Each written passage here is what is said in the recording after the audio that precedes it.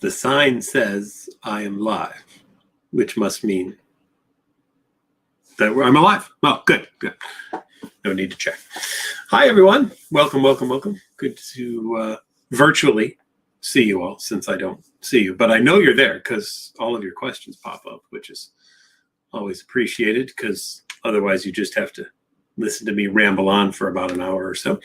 So I'm glad to be here with all of you to chat away about what's new in the world of OCD. Oh, I already got a thumbs up. Wow, nice. Thank you, thumbs upper, or two thumbs up. Oh, look at this. This is already starting out to be an amazing webinar, just based on that right there.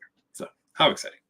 All right, Brandon says, is questioning if I believe the thoughts considered a compulsion? Well, it can be, of course. This is based off of his fears of schizophrenia and delusions. Yes, of course, questioning thoughts can be considered a compulsion. If everything that pops into our head, we have to wonder if it's true or real, or if I wanted that thought, or if I meant it, or something of that nature. If that's what's going on, yes, absolutely, that can be a compulsion. One difference maybe between people with and without OCD is that people without OCD don't spend time questioning their thoughts if they are about schizophrenia or delusions. If they have an odd or strange potential thought, they just say to themselves, well, that was weird. And then they move on, and they don't give it much more attention. But OCD loves to give things attention, more attention than anything actually would ever need or require. And so therefore, you're going to get lots more of that taking a look at, now if there's something to investigate here, I should probably go and investigate it. So why don't I spend the next 17 hours or so investigating why I had that thought, what that thought means, what it says about me for being a person who had a thought like that, why I had that thought, how can I stop from ever having that thought again? If I don't stop from having that thought again, how will I be able to survive or function knowing that I might spend the rest of my life having a thought like that? And now can I go on knowing that that's the case, or will I somehow have to hide myself away for the rest of my life so that I don't ever have to face the fact that I'm going to have those thoughts around other people? Because then what if I have a thought like that around another person, and what if that made me do something to that person? Now I could be really harmful to a person like that, because I would now have a thought that I didn't necessarily want to have, and it could be a thought that's way out there, and I didn't figure out where the meaning or the behind reason for the thought came from. So now that must mean that I'm not in total control of my mind. And if I'm not in total control of my mind, holy cow, what if I'm not in total control of mine and I just go and do something to people? And then I'm living in a world where now I'm potentially a danger to people because I'm not in total control of the way that I think or feel. And if I can't be in total control of the way I think or feel, or the images or urges that pop into my head, how am I ever going to know what's real or not real? Because I'm stuck having to try to figure everything out all the time. And there's no way to ever give me an answer, because every person that's ever tried to give me an answer, my OCD's doubted the answer that they've ever given me. So now how can I ever know if any answer to anything that I ever think about is true or real? And how can I ever even know if any thought that I have is true or real? Or maybe any urge or image that I have? And what if they were to become true or real? Wouldn't that just be awful or horrible if I had to spend the rest of my life knowing that I would never be able to tell if something was true or real, if I really meant it or not, and what kind of meaning it had, or anything of that nature? Sound familiar to anybody? If that might be how the OCD mind tries to go with things there. It's what I see working with people all the time. Maria says, why do I feel that almost everything I think about makes no sense? This makes me repeat ideas over and over again all day until I feel that it makes sense or that I understood. Well, that is a compulsion, number one. And why do you feel that way? Probably because it's an obsession, and you're worried about if something didn't make sense, then you have to make sense out of it, because how can you function not having had a thought that didn't make any sense? And only thoughts with true reason or meaning would be worthwhile or good thoughts to have.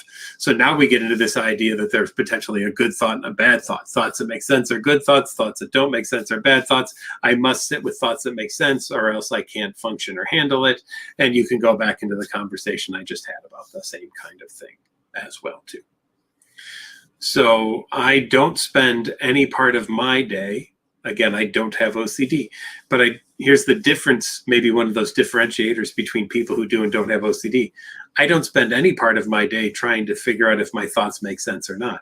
And if I do happen to notice that a thought that pops in my head doesn't make sense, I don't spend hours trying to wonder what it meant. I go, oh, that was weird. And then I move on. And that is, again, an area where people with OCD get really stuck, is there's this belief that people with OCD have that thoughts really do have to be figured out. And people without OCD are just like, who cares? Right? What? It doesn't matter. Right? It just, that was weird, and move on, instead of, I must devote hours and hours now to figuring that thought out, or why that image or urge occurred or popped into my head, because how can I function with that there without knowing the reasoning behind it? Well, very simply, it's easy to do if you allow yourself to do it. Right? But if you don't allow yourself to do it, guess what? Then it's very, very hard to live your life on a day-to-day basis. So when I say something's easy, I don't mean in the sense that, oh, you should just stop doing what you're doing and go to that. I mean more in the sense of, for people who don't have OCD, it's easy because it's just not a part of their life to think about things the way that people with OCD do think about them. They just don't see the world through the same lens that people with OCD do. So that's why it's easy. And I hear this from people who have OCD all the time. They say, how come it's so easy for everybody else to do this, but I can't? Because there's another layer of lens to look through with OCD that distorts the world in a way that people without OCD don't have the distortion. Simple as that. It's just the way that it is. Okay. It doesn't mean, though, that someone with OCD can't go to learn how to do that. You absolutely can.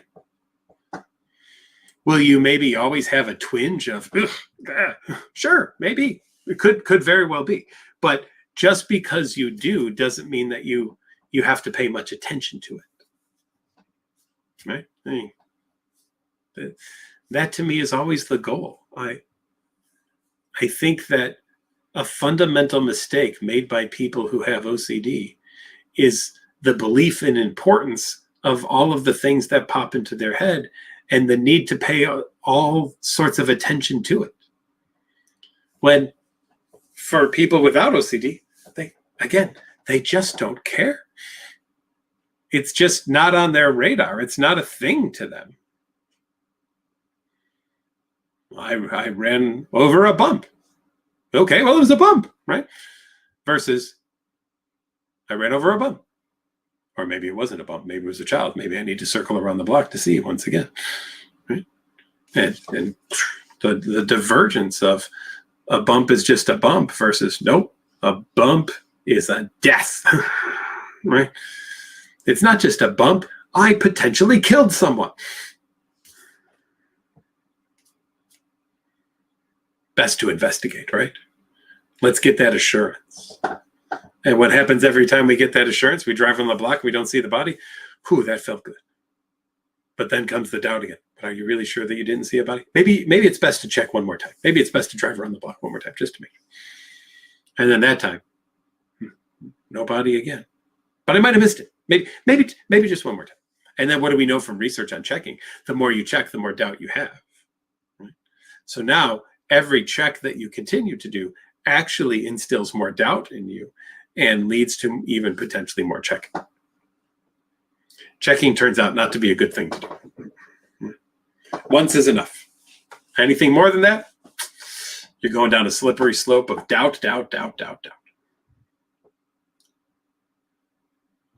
Daily Art Grind says, can you tell us about core anxiety and fear? How do we deal with this? And will this help us get over multiple themes at once? Well, one of the things that we see in OCD is that kind of a core underlying concern or fear is doubt, right? OCD is nicknamed the doubting disorder. It's doubt and uncertainty. So if you're going to look for something to overcome multiple themes, the goal is always to be able to be okay with being uncertain or having doubt. This is why in previous talks that I've done, I've said I'm very often less concerned about the subtype of OCD someone has, and I'm more concerned about teaching them how to overcome any doubt that OCD instills in their life. But always remember this. I've said this before, but I'll repeat it.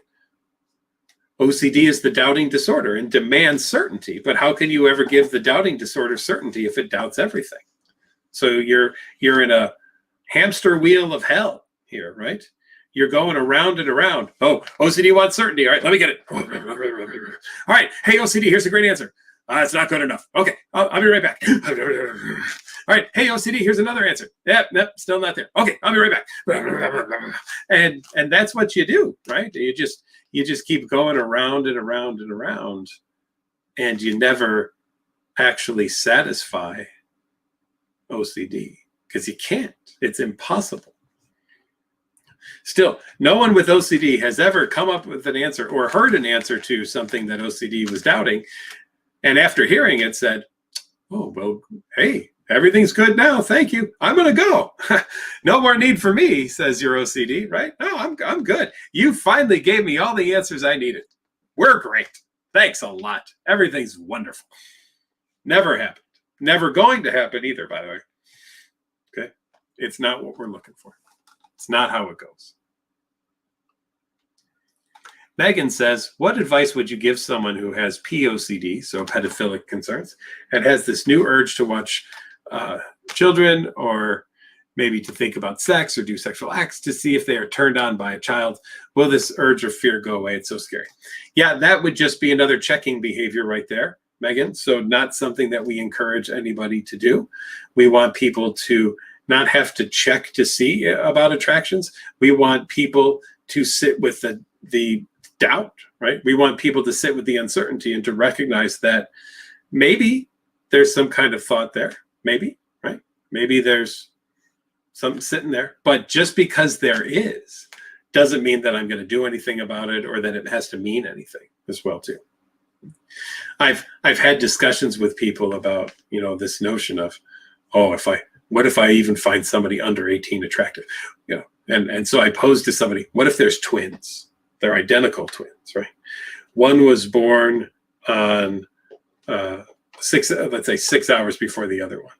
So now one is 18 and the other is 17, 364 days and 22 hours old. Is that horrible? Because they're 2 hours under 18 and they're identical to the one who's 18, so they look the same, so they're both equally attractive. Does that mean that you're a horrible person? No.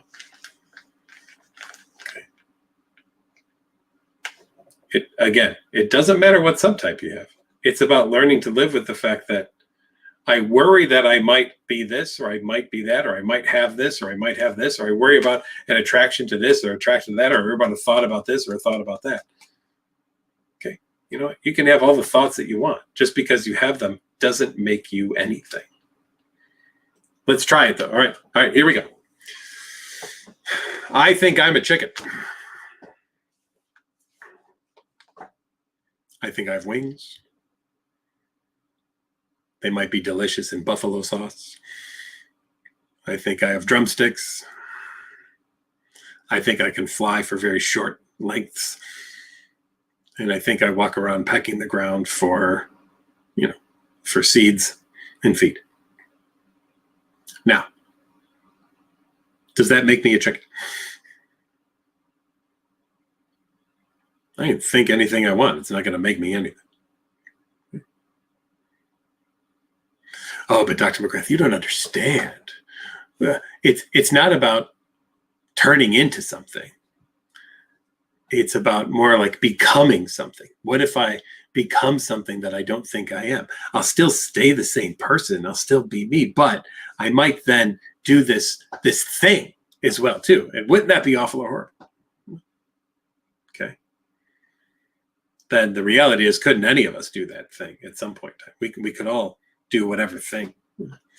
I can't guarantee that I won't ram my car into somebody one day while driving. So now that I don't have guarantees on that, should I go and practice ramming my car into people to see if I enjoy it or not? Or can I just live with the notion that I'm thinking I'm not going to ram my car into people, and I'm okay with thinking that I'm not going to ram my car into people? Do I have to check it? I don't think I do, and nor do I have any desire to. I'm not going to check it. I'm going to sit with the uncertainty about it, knowing that it could happen. By the way, everyone, tonight's webinar brought to you by NoCD. NoCD, a downloadable app that you can get on Google Play or iOS. And please check us out. Go there. We are available in the United States, Washington, D.C., the United Kingdom, and welcome to our friends down under. NoCD now available in the land of Oz, Australia. Good day, mate. Love Australia. Have been there many times, so big fan. And we're so excited now that we are now seeing people there as well, too. So remember, everybody, we're so excited to be seeing people across the world, with more countries to come as we continue to work toward getting access to anybody who has OCD across the globe. We're going to have to learn a lot of languages, but we're working on it. And to help people overcome that silly old OCD and make it go away as much as possible. OCD Madness says, can you discuss childhood trauma and OCD? What would ERP for this look like? Well, I don't know what ERP would look like, because it would just depend on how the person presents with OCD. Just because somebody has childhood trauma doesn't mean they're going to have OCD. There are people, of course, who have OCD who have no childhood trauma as well, too. And just because someone has childhood trauma doesn't mean their OCD is going to be about the childhood trauma, right? The childhood trauma could be the stressor that kicks the thing off, okay? But the OCD could have nothing to do with the themes or what happened in the childhood trauma too. So keep that in mind, number one. That's an option. But if somebody has had a childhood trauma and the OCD is going to be related to it, it's probably going to be somewhere around protection, right? What do people with OCD do to protect themselves potentially from future traumas? So maybe if the childhood trauma was somebody broke into their home when they were a kid, now they might check all the doors and the locks to make sure that nobody ever breaks in again. So it could be something like that. There's so many myriads of ways that this could happen that there's not one answer that I can give to that, but that could just be one kind of example that we would be talking about. JP Doyle says, I have asked this question to you before, regarding the fear of sleep, in particular fear of sleep paralysis. This fear keeps me from sleeping most nights. I don't know if it's OCD or anxiety. Hard to say, JP, without really meeting you, but what I would do is, first of all, there are people to speak to about sleep paralysis. I think that there's probably some meds out there that you could get evaluated on. It would probably behoove you, JP, to do a sleep study as well. They might work on something, because maybe the sleep paralysis has worked to some breathing issues or snoring or sleep apnea as well too. So I think first ruling out any medical issues that might be involved in this could be helpful, JP. And then after that, and some of those things might be addressed, then let's see if some of the OCD decreases based on that. T. Martin says that he's had the experience of suicidal thoughts and OCD. What if I were to harm myself can be a very common OCD experience. I feel like it's a very intense subject that can't be helped. Well, it is an intense subject potentially, but it can be helped just like any other type of OCD. Now, very commonly though, to what T has said here, we hear this a lot, that people will say to us, I believe my kind of OCD cannot be helped. You could probably help all of the kinds of OCD, but this one is too much. This one is unhelpable. I cannot deal with this one. I need something else. You know, there's got to be a different way. ERP is not enough for this one. And I would contend that is an incorrect statement, and that you can absolutely help people with suicidal thought types of OCD. I have worked with many people about sitting with those intrusive thoughts about what if they were to harm themselves, in order to get them to learn that just because they have the thoughts about what if they were to harm themselves does not actually mean that they will harm themselves. Okay, a thought about harming doesn't make harm happen. Okay?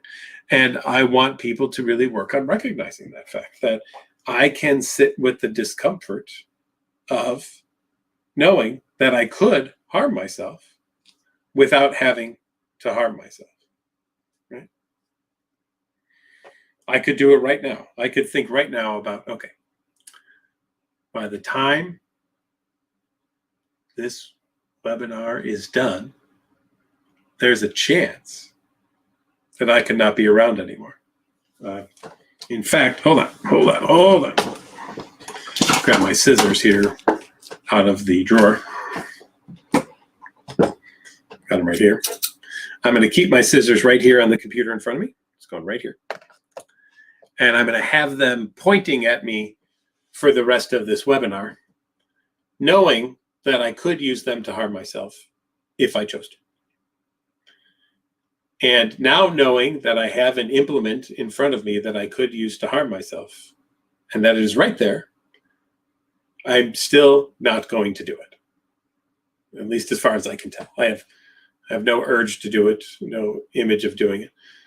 You might say, well, what if you develop an urge to it? Well, then I'll develop an urge to it. I'll sit with it. But now I'm sitting with the thought of it, at least, and knowing that it is a good possibility that it could happen, right? It's a possibility. The probability is really low, I'm going to go with, but it is possible.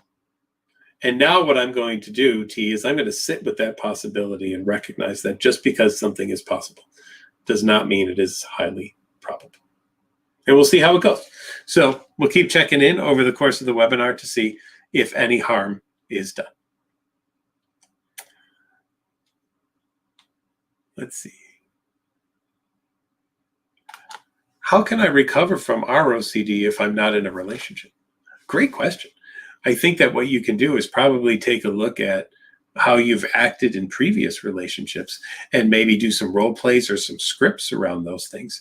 And you can sit with those and learn that you can handle the doubts that came up in relationships in the past by practicing dealing with ones that already came up. So that by practicing those, knowing that in the future, if they come up again, you've already put a lot of practice into those, and hopefully those don't really bother you anymore.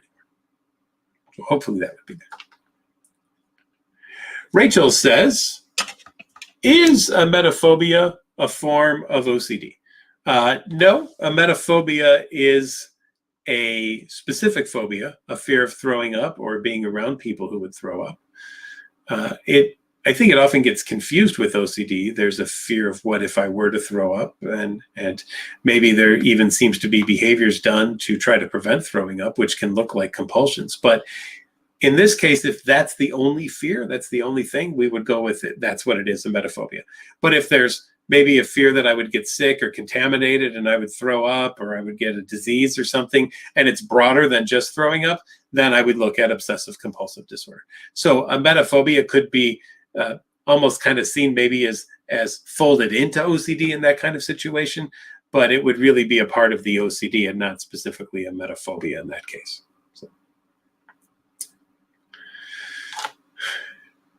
CM Punk Candace XOXOXO. It's a long name.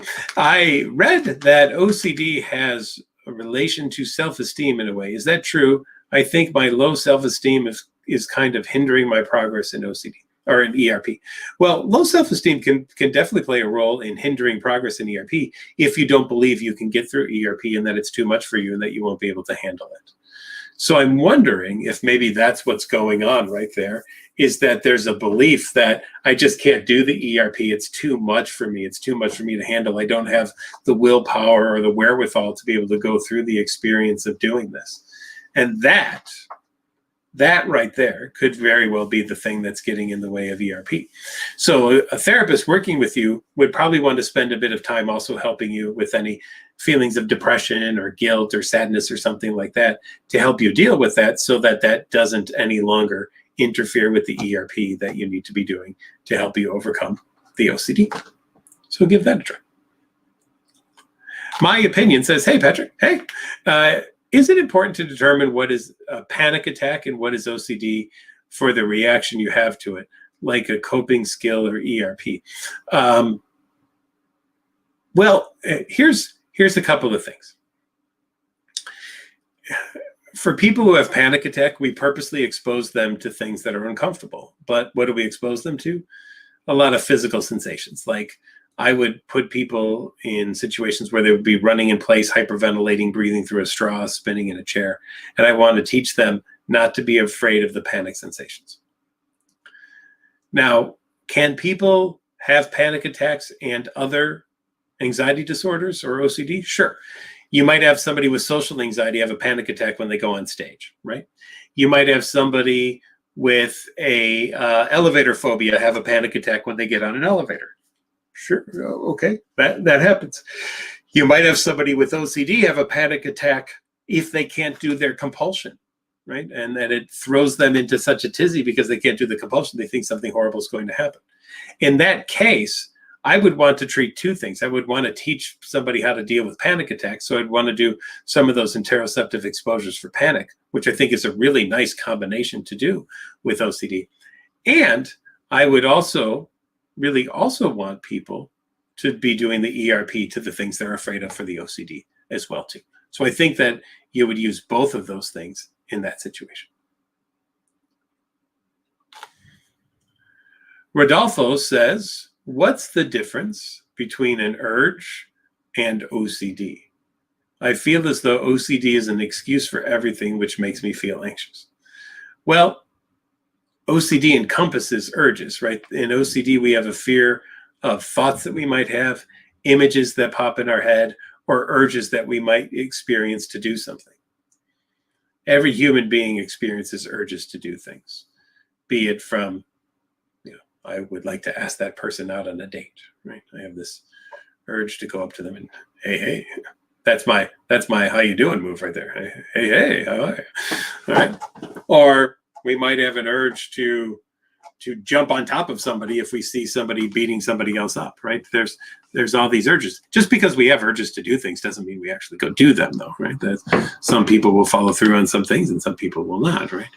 Now, is this an excuse, right? Well, remember, most people who have urges who don't have OCD recognize what they are and are able to move on from them and to kind of really spend time thinking about them and be like, okay, I have this urge. I'm now playing with the scissors. I apologize. I have this urge to potentially do something. Doesn't mean that I'm going to, and I can sit with the idea that just because I have an urge to do something doesn't mean that I'm going to do it. I mean, frankly, when somebody has cut me off in traffic, there have been times that I have an urge to ram my car into theirs. I've never once done it, but that urge has been there on a few occasions, just so you know. Is that an excuse? Well, no. And so when you say, I feel as though OCD is an excuse for everything, which makes me feel anxious, I would phrase it maybe slightly differently. There are plenty of things in the world that you will think, but through the lens of OCD will make you anxious about almost all of those things, right? So maybe that's more of what it is. It's not that everything makes you feel more anxious. If you didn't have OCD, those things might not make you feel anxious at all. You might just be able to blow them off like people without OCD do. It might be the extra lens that you have to look at things with OCD that then is the thing that leads you to feel more anxious. So think about that. That might play a role. Still have my scissors. Jude says, I have OCD at nighttime before bed. What should I do? Don't go to bed. No, never mind. So what I would say is that, some people notice that OCD is worse in the daytime. Some people say it's worse in the morning. Some people say it's worse at night. You just have to kind of check out when OCD is worse for you. And that's when you need to purposely do ERP, is around those times where you feel OCD typically gets worse. That's when you really want to practice doing the things that you can to challenge the OCD and to do as much of the ERP as you possibly can. GWS will be coming to Ireland anytime soon. If not, can you be virtual sessions with someone in Ireland? GW, let me check on Ireland, where we are in the Ireland world of things. We are in the UK, but I have to check on Ireland now and see what's next about that. So we'll let you know.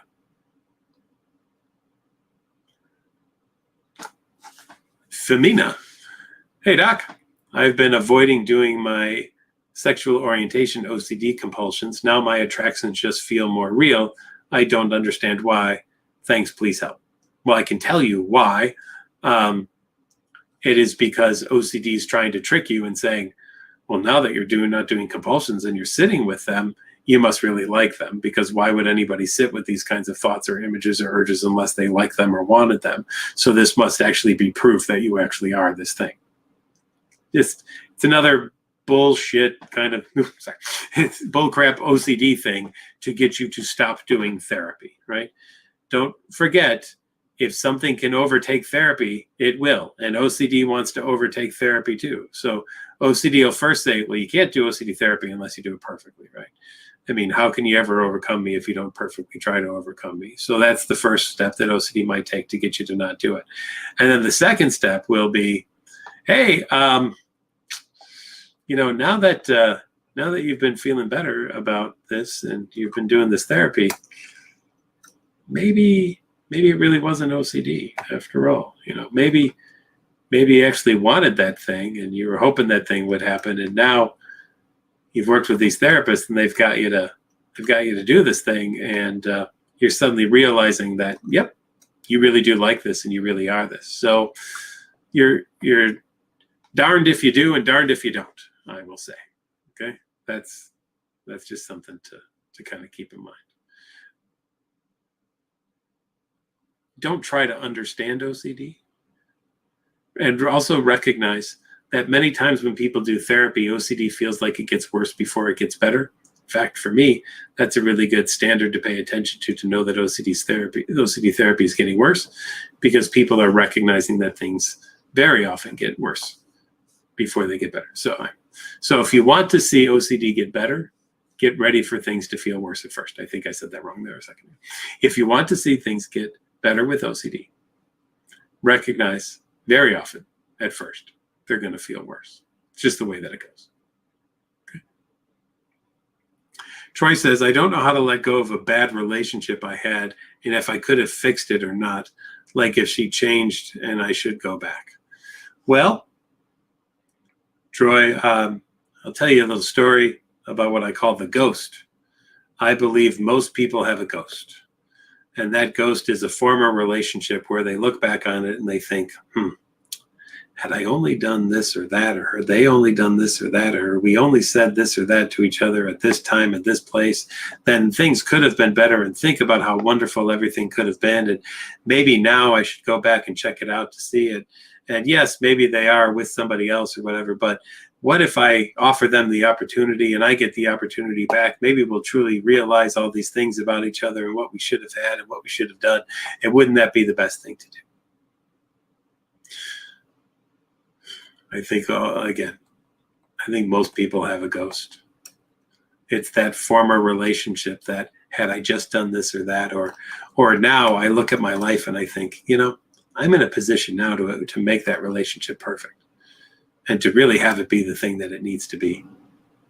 All I'm missing is that person because we broke up 17 years ago. But if we could just get back together now, I know, boy, I could make it work. Of course, in these situations, OCD only thinks about all the great things that happened and punishes you because you no longer have this relationship that all these great things in it. It kind of forgets to remind you of all the crappy things that happened in the relationship, though, right? It selectively lets those go until you get back in the relationship, and then it's going to start throwing those things back at you. Remember why you didn't maybe stick with this person because of these things? Yeah, now let's start thinking about that for a while. Don't assume that the grass is greener on the other side, because once you get on the other side, you'll realize it's a swamp and you sink it, right? And then you look back over to where you were and you go, kind of wish I was back there now too. OCD sees no matter what side of the fence you're on and how many times you hop over it, the illusion is, oh, well, crap. Now that I've jumped over a fence, suddenly I realize the grass actually is greener on that side. I'm going to go over there. And then you jump over again, and you look back at this side, you go, oh, geez, wait a minute. How did that happen? Suddenly it got greener over there. I got to go back over there. And then you do that as well.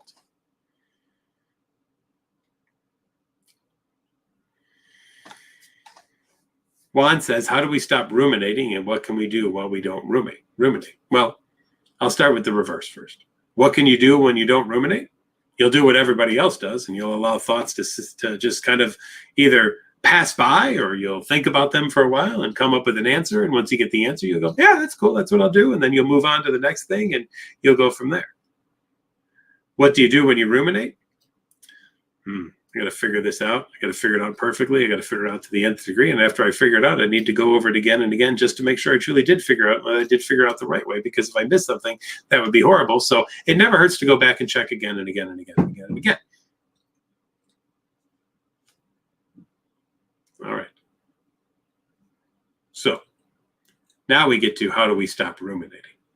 Well, I wish I could tell you just stop ruminating. That would be lovely. Nobody knows how to do that, though, right? It takes practice to stop ruminating. So I think that what it is, instead of stop ruminating, I think you first have to kind of maybe do something like set a little alarm for yourself to go off randomly at times throughout the day. And when it goes off, check yourself. What's going on in your head?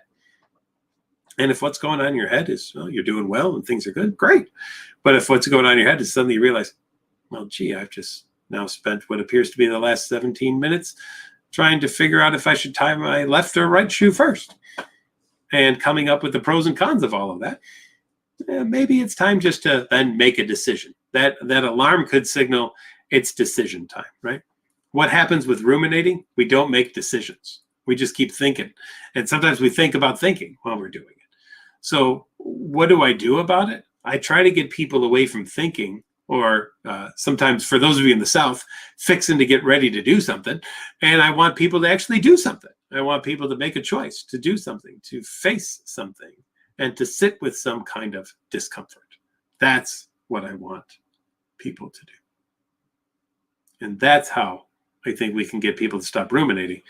We can get past the idea that I can think through everything, and sometimes get to the recognition, and hopefully for most people get to the recognition, that it might be best to behave through something instead of thinking through something.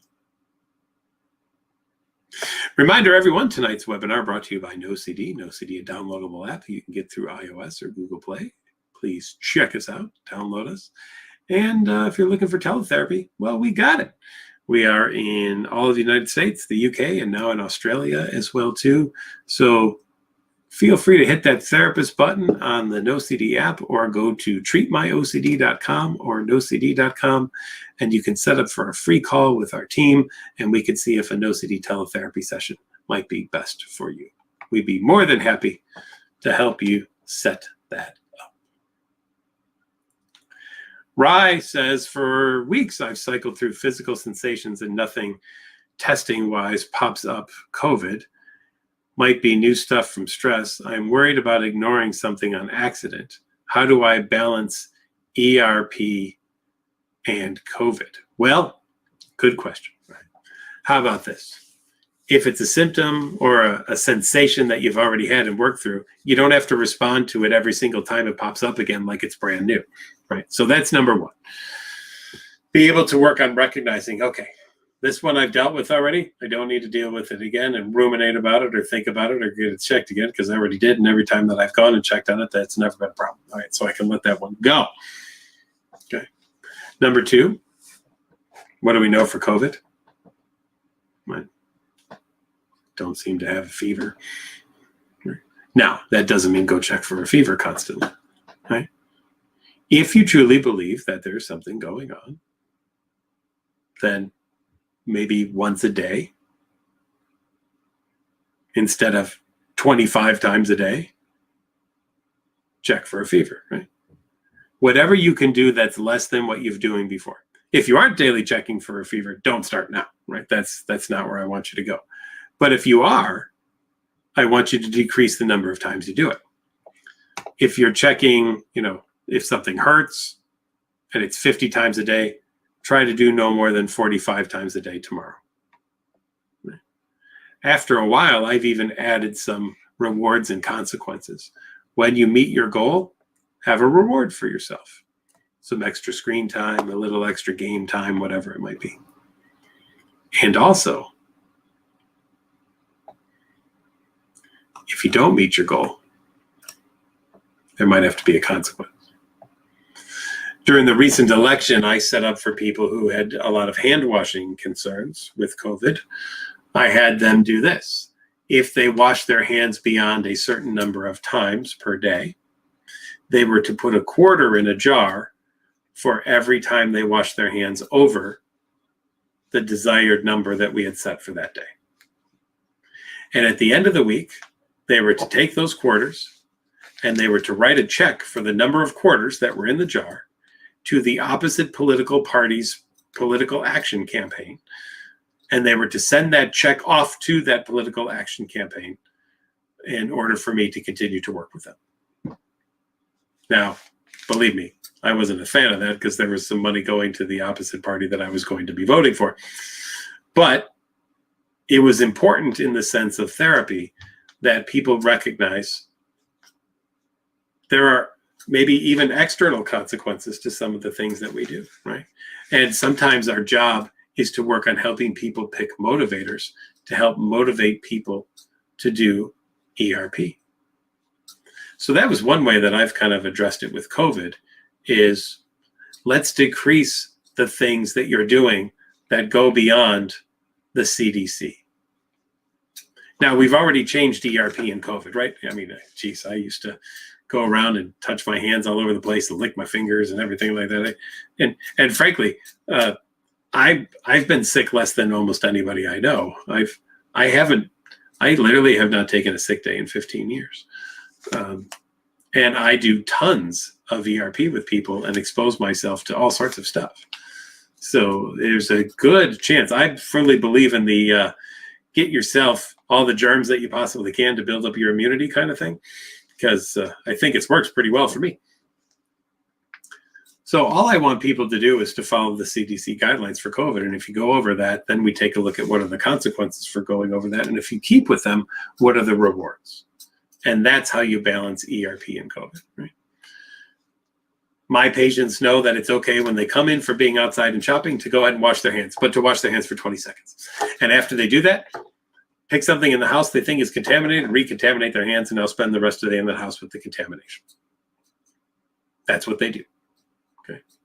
That's how we make that balance between OCD and COVID.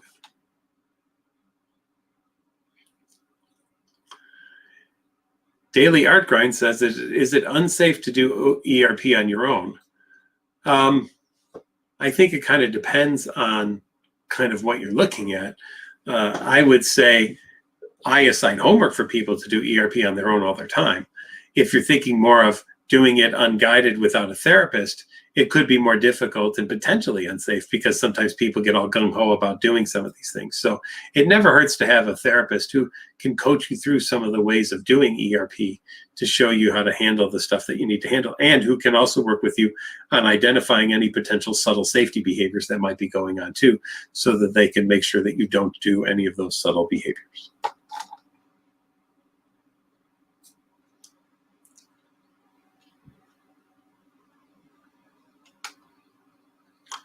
All right.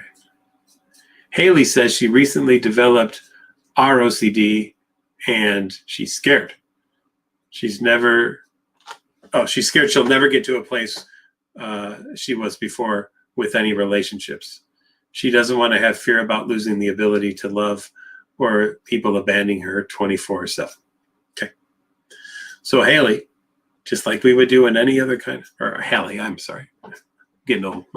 I got use my spectacles here. Hallie, just like you could deal with any other type of OCD, you can deal with relationship OCD too. Now, Hallie, I can't stop those thoughts from popping in your head that those things might happen. But really, that's not the goal of therapy, is to stop that. My goal is to get you to recognize that just because they're there doesn't have to mean that they mean anything or that they're true or real or that you would want them or anything of that nature whatsoever. That's all that we want you to go to. So Hallie, it's not that you will lose the ability to love, or that you will, for the rest of your life, be worried about people abandoning you. But once in a while, there will probably be thoughts about, I wonder if I love them enough, or what if they're going to leave me? Which, frankly, people who don't have OCD also think about too, just to let you in on a little secret. But those people usually go, whatever, and they go on with their relationship. And people with OCD, again, want to ruminate on that, try to figure that out and come up with an answer to that. So Hallie, the worst thing that you can do is attempt to answer those questions. And the best thing you can do is learn to live with them and recognize that just because they're there doesn't mean I have to do anything about them. And Hallie, that's where I want you to go with this, is to be at that level of recognition. Thinking this does not make this happen, does not mean this is true, and does not mean that I want this. And that's, Hallie, where I want you to be with this, okay? Jasmine says, I want to start taking my SSRI tonight, but I'm so scared to due to fear of it making me snap and harming myself or someone. Do I take the leap and take them? Jasmine, you follow the advice of the medical professionals, I think, that gave you this. That's the best I can say. I mean, obviously, I can't tell you to take a medication or not to take one because A, it's out of my license, and B, it's a very personal choice. But I would say that, if you've met with someone, they've done an evaluation and they've prescribed it to you, they've felt probably that it would be something that would be beneficial to you. And so if you have concerns about that, that's a question to ask to your prescriber to make sure that you can get those questions answered. But recognize that once you hear those answers, then those are the answers to go with, and don't keep asking the same questions over and over again, worrying that, but what if that was true or not true or real or something of that nature? So keep that in mind. Hallie said, can OCD develop out of the blue? I've seen it where people have had a stressor and then OCD develops, or, people hit a certain age and they start to develop OCD symptoms and recognize OCD being there. There's also PANDAS or PANS, pediatric autoimmune neuropsychological syndrome, where people I've seen can literally go to bed and be fine and wake up with OCD or Tourette's. So there are things that could lead that to happening for sure.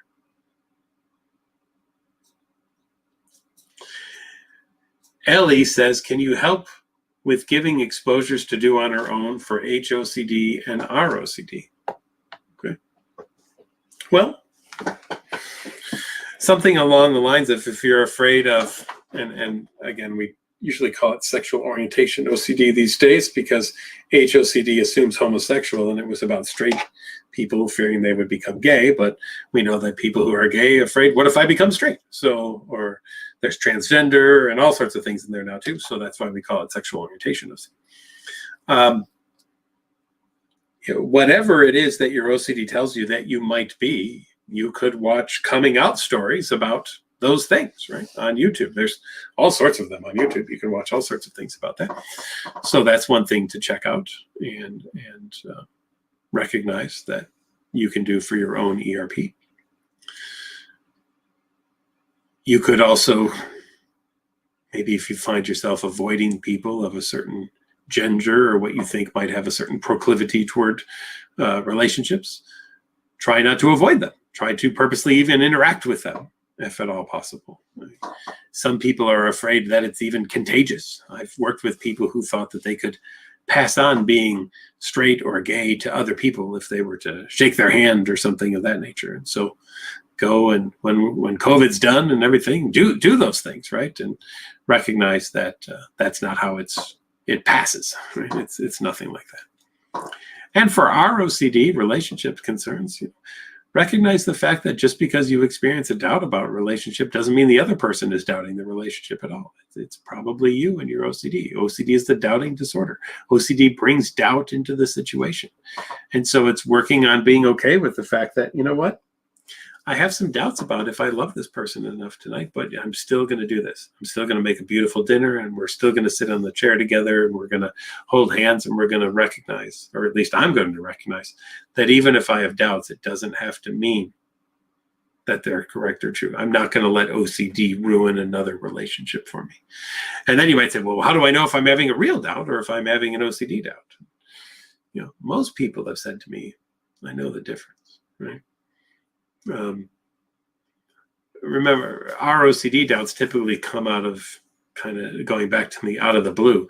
They come out of nowhere. They're what if thoughts versus a doubt because, well, I found out somebody cheated on me. Now, do I want to be in the relationship? That doubt would be more of a kind of realistic kind of concern versus, wow, we just love each other. We've been married for 20 years, but oh my gosh, what if we don't love each other enough? And how will we know that we're going to last for 25 more years? That's where you can start to see really OCD coming into things.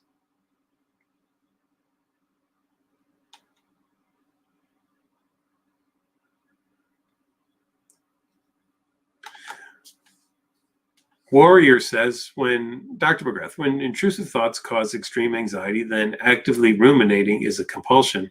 I get it, but what about involuntary intrusive anxiety, which is overbearing? Do we simply sit with this? Involuntary intrusive anxiety. Yeah, I mean, that would be a similar kind of thing as well, too.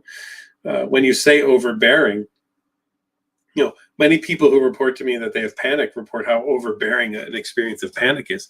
I don't want them running to an emergency room every time they have this overwhelming feeling of panic because their anxiety is telling them that they're having a heart attack. I want them to sit with the discomfort that they're experiencing and recognize that they can handle it. So yes, even if it's involuntary, intrusive, and feels overbearing, I still want somebody to sit with the discomfort of it and learn, I can handle it. That's what we want. Love Lana says, wait, you don't have OCD? I thought you did. No, I do not. Although I will, Stephen Smith, our founder, I will thank him for a compliment he gave me 2 weeks ago. He said, we were having just one of our late night, neither of us sleep much. So we were having one of our 2 a.m. phone conversations. And he said to me, there's one unique thing about you that I think is fascinating. He said, you're one of the only people I know who doesn't have OCD, but can talk about it as if you did and can explain it to other people as if you did and seems to understand it as if you did have it, even though you don't have it. And I thought, well, thank you, Stephen. That was such a lovely compliment. And I hope that comes across for all of you who are listening and watching this too, that maybe if I've been able to do anything really great in my career, it's to be able to put myself in the mindset of what it's like to have OCD, at least in terms of the way the mind goes. I can't say that I have the same feelings that anybody with OCD has, and I would never try to say that I understand it from that level. But I think I'm pretty good at understanding it from the way that the thought processes or the images or the urges work in the brain. And I can explain that to people pretty well. Or someone could say something to me, and I do this in sessions too. Someone could say one thing to me and I'll just start talking and I just see their jaw kind of go. And at the end I go, is it like that? And they go, yeah, how did you know? So, I've been treating this for 21 years and I hear it all the time. That's how I know. So maybe there's that, right? Maybe that's the way it goes. Chella says, Dr. McGrath, I have a new obsession. Oh, let's get that to go away. It makes me feel like I really am a sociopath or a psychopath and I'm faking emotions. Is this a normal thing? It is. And go back to the beginning if you weren't with us at the beginning of this to watch it, because I kind of went through that at the very first outset of this. So we did an answer to that already today. Mm-hmm. Troy says, I don't want to live this way anymore. And I think that, Troy, there's a lot of people who feel that way, that they don't want to live this way anymore. But let me give you a challenge, Troy. And that challenge is you don't have to live with OCD ruling your life anymore. You could learn how to have OCD and still live a very productive and effective life.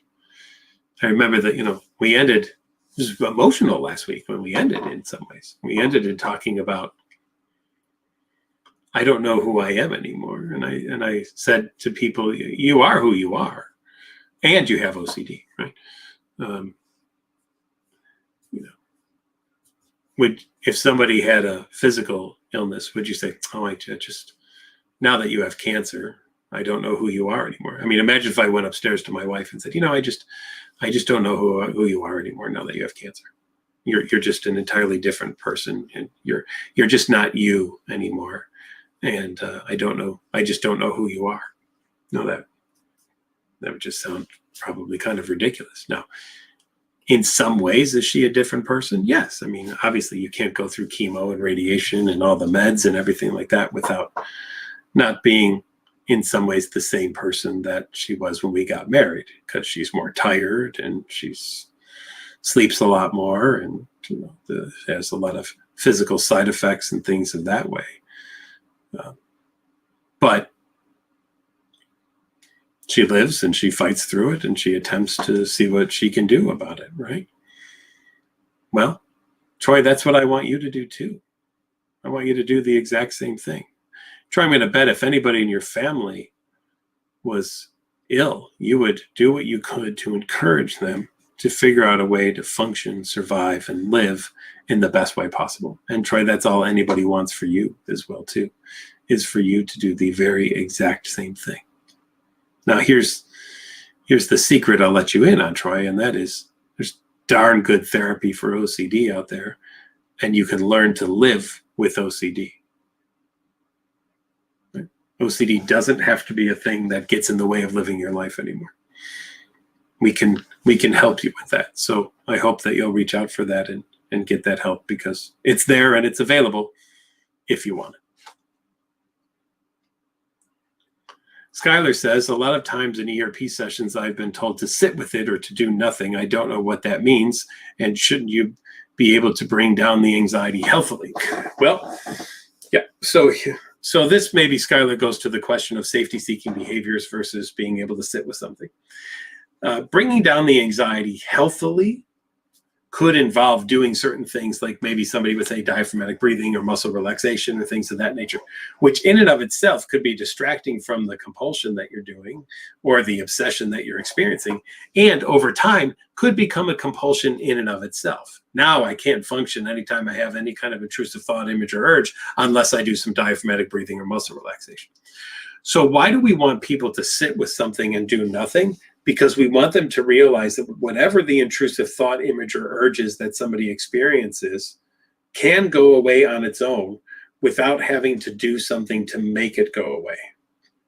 Now, if you remember earlier today, we were talking about what if I were to harm myself, right? That kind of theme.